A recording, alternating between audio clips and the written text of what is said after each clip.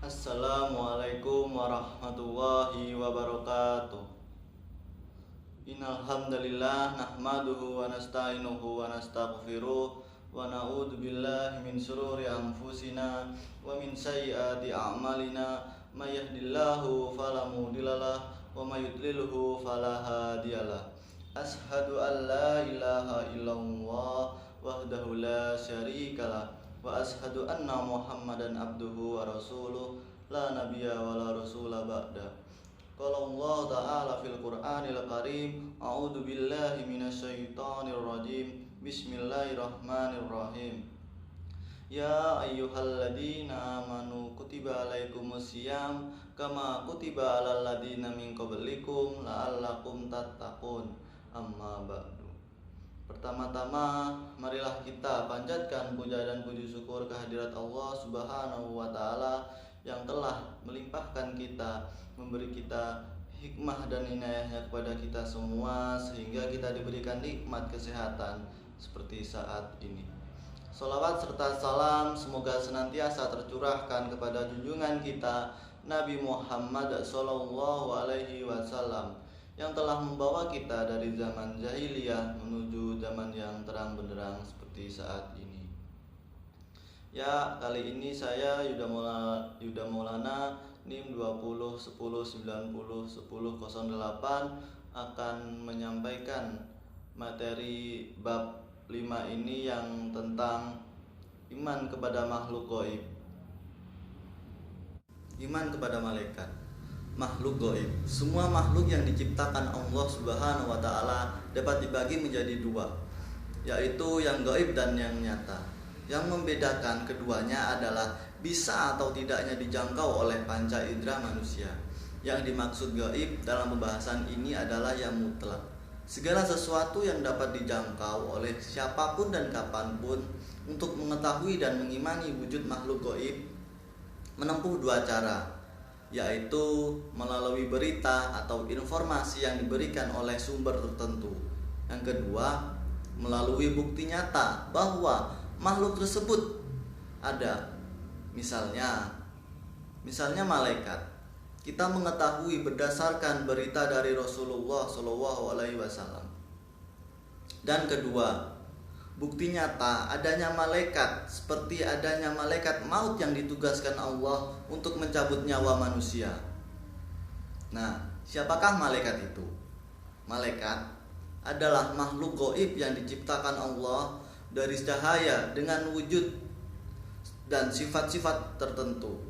Adapun hadis berikut yang artinya malaikat itu diciptakan dari cahaya dan jin dan diciptakan dari nyala api, dan Adam diciptakan dari apa yang telah dilarang dan telah apa yang diterangkan kepadamu semua. Hadis riwayat Muslim. Wujud ini tidak dapat dijangkau oleh panca indera kecuali menampilkan diri dalam rupa tertentu seperti manusia. Ada juga Quran surat Maryam ayat 16-17 yang artinya, dan ceritakanlah kisah Maryam di dalam Al-Quran, yaitu ketika dia menjauhkan diri dari keluarganya ke suatu tempat di sebelah timur, maka ia akan mengadakan tabir yang melindunginya dari mereka. Lalu kami mengutus roh kami kepadanya, maka ia akan menjelma di hadapannya dalam bentuk manusia yang sempurna. Malaikat tidak dilengkapi dengan hawa nafsu.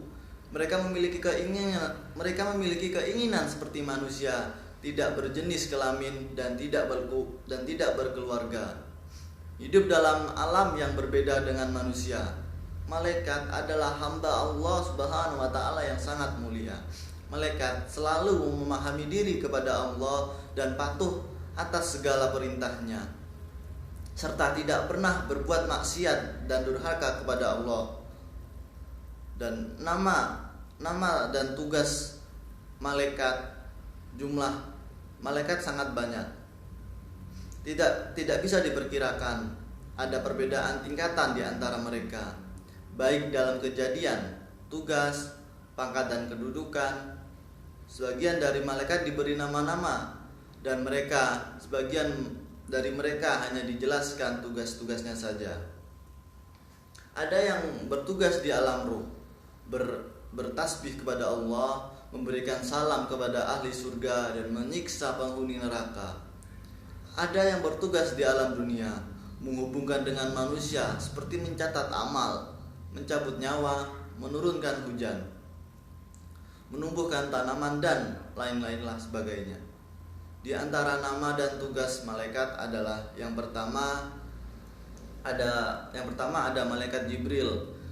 Malaikat Jibril bertugas menyampaikan wahyu pada nabi dan rasul yang terdapat pada Quran surat Al-Baqarah ayat 97. Yang kedua ada malaikat Mikail, bertugas mengatur hal-hal yang berhubungan dengan alam. Dapat pada Quran surat Al-Baqarah ayat 98. Yang ketiga ada malaikat Israfil, bertugas meniup trompet di hari kiamat dan bangkit. Disampaikan pada Quran surat Al-Kahfi ayat 99. Yang keempat ada malaikat Maut, bertugas mencabut nyawa manusia dan makhluk lainnya. Yang kelima ada malaikat Rakib dan Atid yang bertugas mencatat amal perbuatan manusia. Malaikat Kiramanto Takibin yang bertugas mencatat amal manusia. Malaikat Hafazah yang bertugas memelihara dan segala mencatat amal manusia. Yang ketujuh ada malaikat Mungkar dan Nakir. Dan malaikat Ridwan menjaga surga dan memimpin melayani surga. Yang 8 ada malaikat Mekal yang bertugas menyiksa penghuni neraka. Yang 9 malaikat yang bertugas memikul ars pada Quran surat Al-Mu'min ayat 7.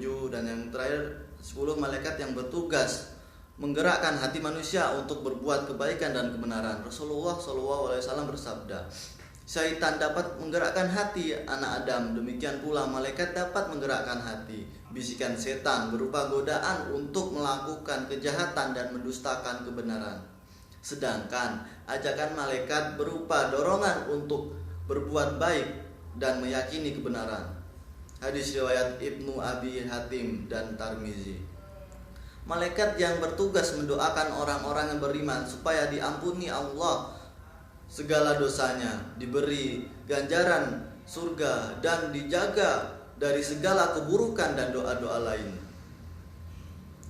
Yang manusia yang lebih mulia daripada malaikat. Allah Subhanahu wa taala memerintahkan malaikat untuk sujud kepada Adam. Yang ada Quran surat Al-Baqarah ayat 34. Malaikat tidak bisa menjawab pertanyaan Allah tentang al-asma, sedangkan Adam mampu karena memang diberi ilmu oleh Allah Subhanahu wa taala. Kepatuhan malaikat kepada Allah karena sudah taibatnya, sebab malaikat tidak memiliki nafsu, sedangkan kepatuhan manusia kepada Allah melalui perjuangan yang sangat berat untuk melawan hawa nafsunya. Malaikat diberi tugas oleh Allah menjadi khalifah di permukaan bumi. Hikmah dari beriman kepada malaikat. Yang pertama, hikmahnya lebih mengenal kebesaran Allah yang menceritakan dan menciptakan dan menugas malaikat. Lebih bersyukur kepada Allah atas perhatian dan perlindungannya terhadap hambanya dengan menugaskan para malaikat untuk menjaga, membantu dan mendoakan hambanya.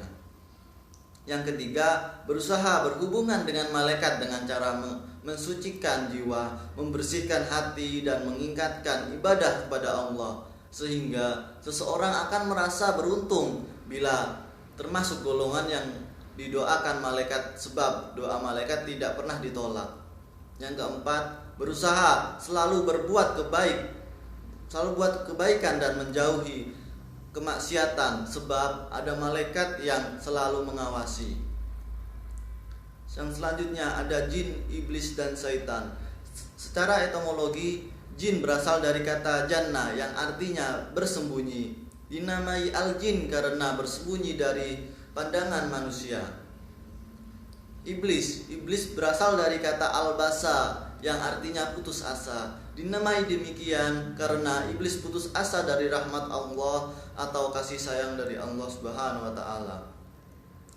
Yang ketiga ada kata syaitan, berasal dari kata saitana yang artinya adalah menjauh. Dinamai demikian karena jauhnya dia dari kebenaran. Jin adalah makhluk gaib yang diciptakan oleh Allah dari api seperti manusia.